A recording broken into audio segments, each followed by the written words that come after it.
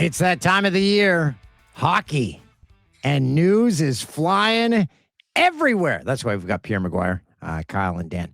And Pierre, let's start with a leaked list from Morgan Rielly and the Leafs and potential trade teams he would be traded to, and they're all West Coast based.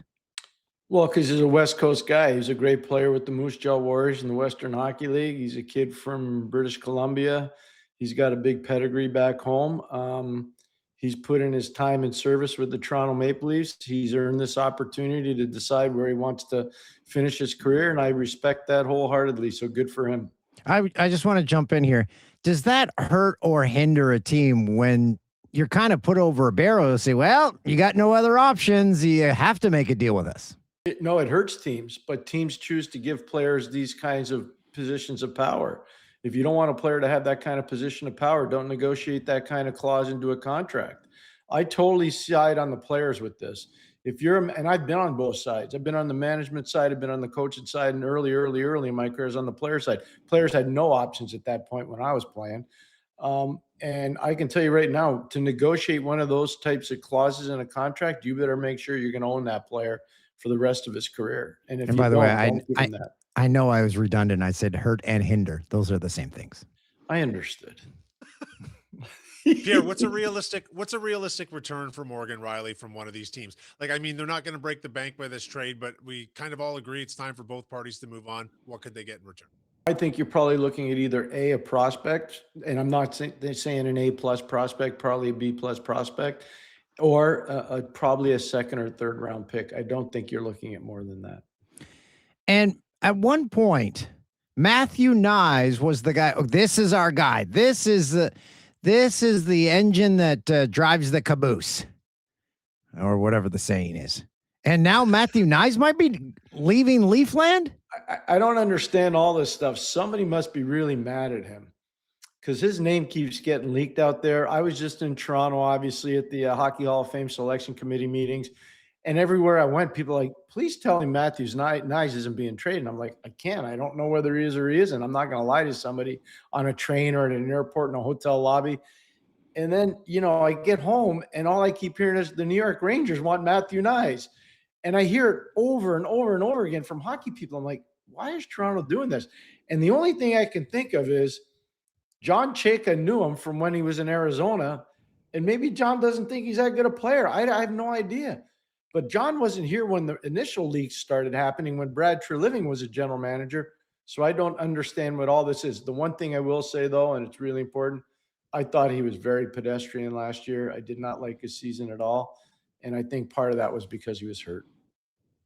And we discussed that a lot throughout the season. Obviously, if John Chayka's got that opinion, I would just flat out say he's wrong about that. But the upside potential for this guy would require an incredible haul in return. Would you not be better off building off of someone that's on a deal now, that's this young and is locked up for a few more years? Is that not the kind of pillar you build a franchise with?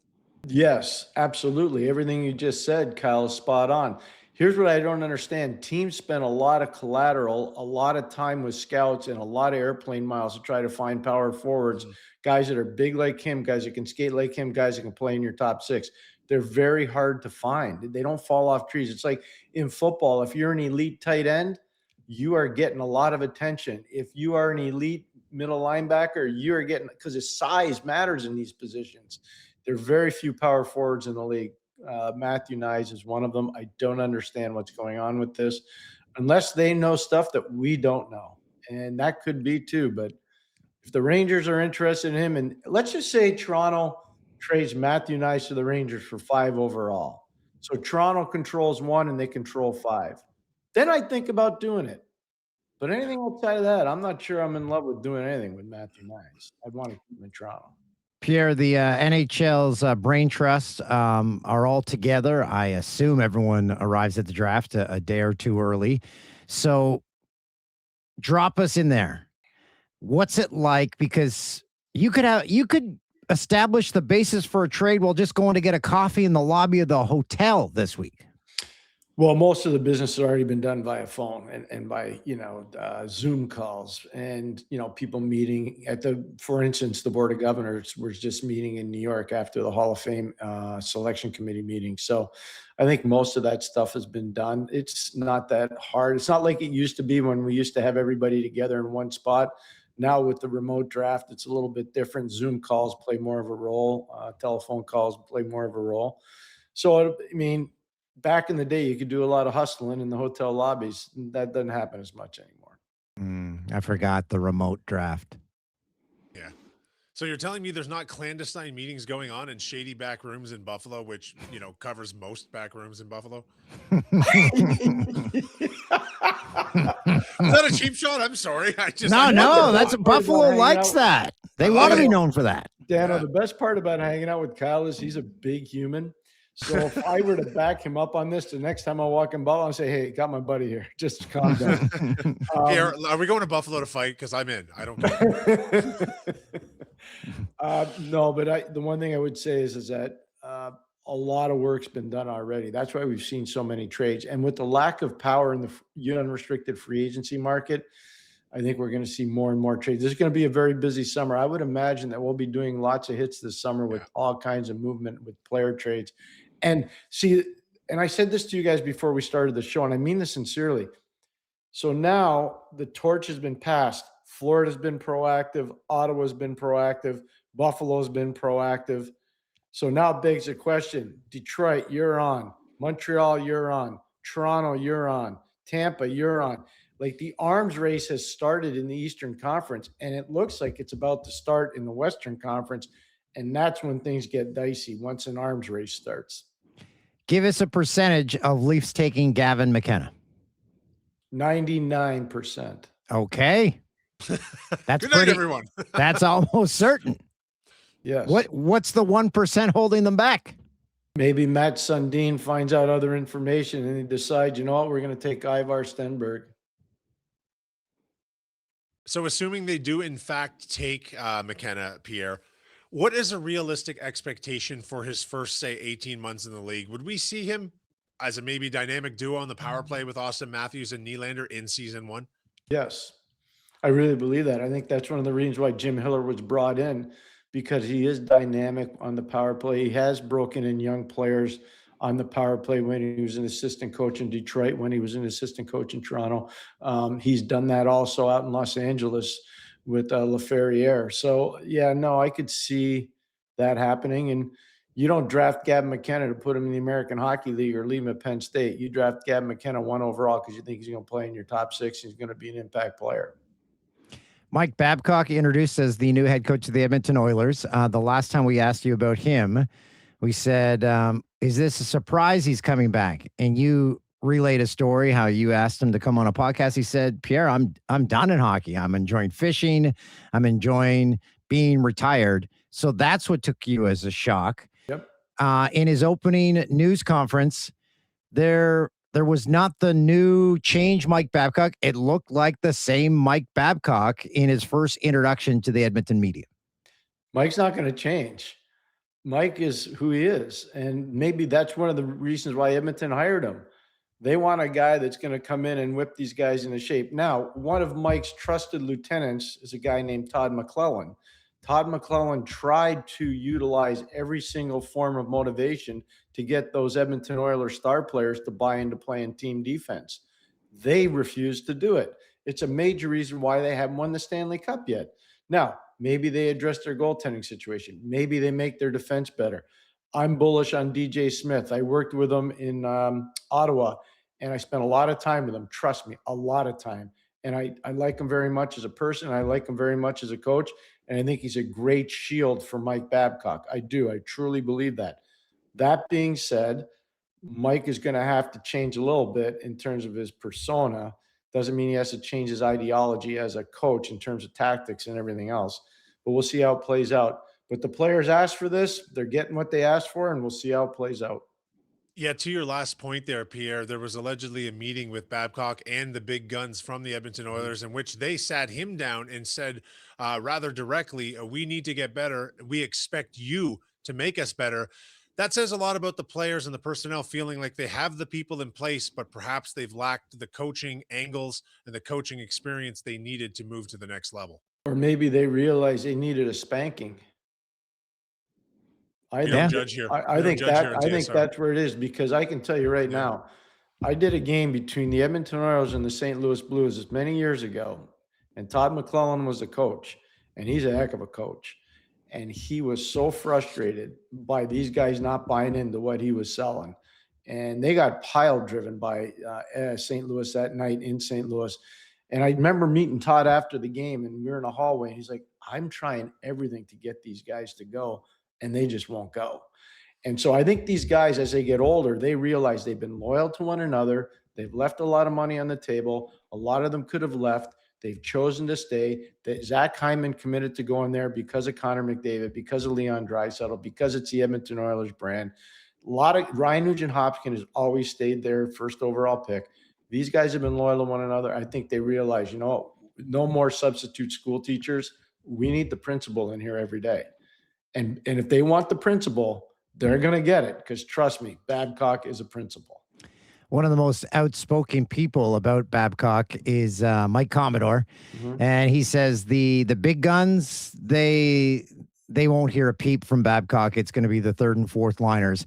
And when you look at this with an outside lens, you've been in those rooms, you've seen old school coaches, and the way I see it as, these guys are gonna, okay, he's picking on these guys, let's be there for them. So it's so psychologically draining, but it does bring a team together, because you're like, no, we're in this together. We have to get their backs.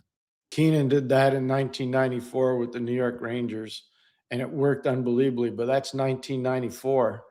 It's a long time ago. It's 32 years ago.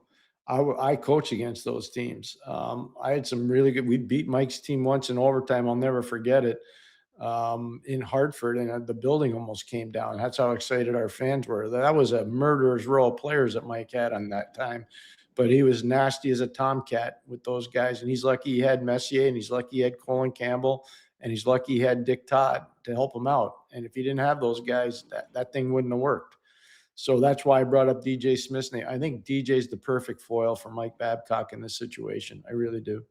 I was on a bus with a bunch of former NHLers, and I asked one of them what the greatest coach you had, and one of them said, Mike Keenan, same guy in the same bus. He said, he is the worst human on earth. So, and they were on the same team. Yeah. No. Like, okay. Scotty Bowman's my mentor. He's like my older brother. He's like my father. He's everything to me. My career would be nowhere without him, and I'm always going to be grateful. I've seen him be really tough on guys. I've also seen him be unbelievably kind and polite to guys that have suffered unbelievable misfortune, or guys whose careers were near the end. So it's hard to just generalize about one person in hockey. It really is, because they have different ways of motivating, and some of them are sheer brilliance, and others of them are just barbaric as all get out. It's unbelievable to see the dichotomy and the difference. Pierre, I want to turn your attention quickly back to the Toronto Maple Leafs and ask you this. Assuming they draft Gavin McKenna, let's say they only have 3 more significant deals they're able to make in this offseason. What are the 3 pieces this team needs most with those 3 deals? An elite third line center. They need a right shot defenseman who can move the puck, and they could use one more physical top 6 forward if they could. It's amazing wish list, and it's not realistic. But if you were to ask me, what do you need? This is what you need. I'm not worried about the goaltending. And you know what, Dano, I want to give credit where credit's due. Kyle's been on this more than anybody else. The Leafs have an amazing array of depth in goal. They do. It's not been nearly publicized enough. I think Kyle's been one of the few people that's actually done that. And Akhtimov is one of the big finds. Hildeby, we all know about. I was bullish on Stolarz. We'll see whether they keep him or not. But they've traded Joseph Woll. I don't think, or is Urson even going to come to Toronto? I don't even know if he's going to come, So I think, quite frankly, Toronto's good in goal. I think there are other pieces to the puzzle, men, that they need to add. Agreed. That answered my question. Let's play 1 degree of Pierre McGuire. I turn around, pointed a card. He tells me his connection to that player. His percentage is at 99%. Going I've never gone upper left or upper right. Oh my goodness. This is a lob ball. Guy Carbonneau. Oh my gosh. I've known Guy forever. Obviously, he was playing in Montreal when I was coaching and, got to know him really well in the off season, a lot of different golf events. Big fan of the person. If you want to play in a scramble in golf, you get Guy Carbonneau on your team. Fantastic defensive player, obviously a Hockey Hall of Famer. I was on the committee. It was my first year when Carbonneau got in. And all I can tell you is he earned that. He earned that Hall of Fame recognition, and he's a multiple Stanley Cup champion in Montreal and also in Dallas. People forget that, and a lot of respect for Guy. See him a lot in the summer. I'll be seeing Guy July 13th at Chris Nyland's golf tournament in Montreal. It is a spectacle. He assembles the greatest of the greats from the Habs, and he has their names sitting on all the golf carts as you walk in, and you're like, is this real life? Yeah. Christopher's another story. I'm a huge fan. He's really got his life together, talking about Chris Nyland. I do a lot of stuff with him in Montreal at different times of the year, and I can't say enough good things about him. My favorite thing about Guy Carbonneau was hearing his name announced when they announced the 3 stars as picked by Red Fisher of the Gazette in Montreal. Guy Carbonneau. The way he said it was just... The fact that you brought up my old seatmate on the charters with Montreal, the late, great Red Fisher. Unbelievable man. Kyle, I'm just telling you, he was as ornery and as tough as they came. He was a newspaper guy. He should have been a player. And let me tell you, when he fought, he was a lefty. And people didn't know that. I saw him one time. I was like, whoa, Red, calm down. And just so we're fair on Red Fisher's not his real name. His real name is Saul Fishbaum.